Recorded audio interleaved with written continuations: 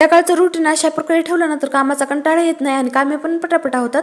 तर इथे माझं शेंगदाण्याचं कूट संपलं होतं, शेंगदाणे भाजून घेतले, दिवाबत्ती केली. ओवीला पण खूप आवडते दिवाबत्ती करायला. तर इथे ओवीची मस्ती सुरू होती. तर मला आज बनवायची होती मेथीची भाजी. मेथी दुपारीच नीट करून ठेवली होती. मेथीच्या भाजीमध्ये थोडंसं मोठं मोठं शेंगदाण्याचं कूट, हिरवी मिरची टाकली ना तर भाजी खूप छान होते. भाकरी वगैरे बनवून घेतल्या. ओवी पण भाकर आवडीने खाते, बघू शकता तुम्ही.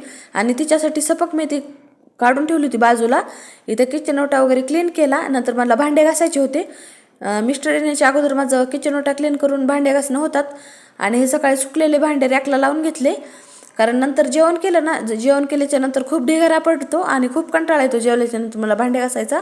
त्यामुळं अगोदरच घासून घेते आणि नंतर 1-2 ताट पडले असतात ते नंतर हे सोडून टाकायचे. तर अशा प्रकारे असतं माझं संध्याकाळचं रुटीन. दूध आलं होतं ते तापवायला ठेवायचं होतं, ते तापवलं. तर चला भेटूया नेक्स्ट ब्लॉगमध्ये. तोपर्यंत बाय बाय. चॅनलला सबस्क्राईब करा, व्हिडिओ लाईक करा.